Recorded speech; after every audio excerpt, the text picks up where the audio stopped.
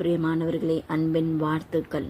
2 கொரிந்தியர் 10:4 எங்களுடைய பேராயுதங்கள் மாமிசத்திற்கேற்றவைகளாய் இராமல் அரண்களை நிர்மூலமாக்குகிற தேவ பலன் உள்ளவைகளாய் இருக்கிறது. ஒரு நாடு யுத்தத்திற்கு செல்லும் பொழுது வீரர்களை வெறும் கைகளோடு அனுப்ப மாட்டார்கள். அவர்களுக்கு தேவையான ஆயுதங்கள் கொடுக்கப்படும். ஏனென்றால் ஆயுதமில்லாத வீரன் போரில் நிற்க முடியாது. அதே போல ஒரு கிறிஸ்தவனின் வாழ்க்கையும் ஒரு ஆவிக்குரிய யுத்தம் நடைபெறுகிறது. இந்த ஆவிக்குரிய யுத்தத்திற்கு மாமிசத்தின்படி ஆயுதங்களை எடுத்து செல்ல முடியாது. ஏனென்றால் நம்மளுடைய யுத்தம் மனிதனோடு அல்ல, சாத்தானோடு. ஆதலால் தேவன் நமக்கு கொடுத்திருக்கிற ஆயுதங்களை நாம் பயன்படுத்த வேண்டும். அந்த ஆயுதம் முதலாவது தேவனுடைய வார்த்தை. தேவனுடைய வார்த்தை ஆவியின் பட்டயம். இயேசுவானவர் வனாந்திரத்தில் சாத்தானால் சோதிக்கப்படும் பொழுது தேவ வார்த்தையினால் ஜெயித்தார்.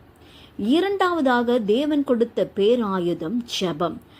அவை தேவனுடைய வல்லமையோடு நம்மை இணைக்கிறது.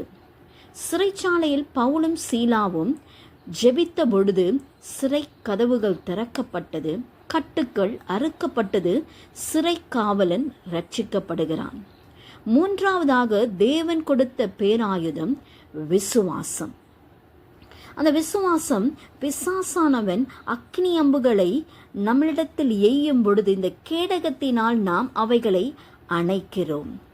தாவீது விசுவாசத்தினால் கோலியாத்தை வென்றான். நான்காவதாக தேவன் நமக்கு கொடுத்திருக்கிற பேராயுதம் பரிசுத்த ஆவியின் வல்லமை.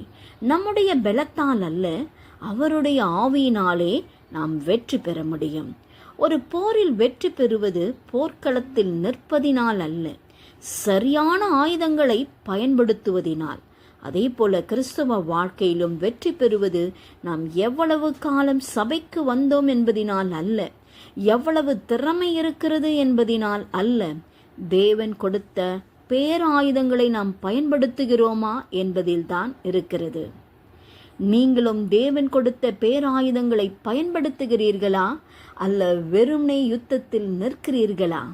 நாம் சற்று ஆராய்ந்து நாம் பார்ப்போம். ஆமேன்.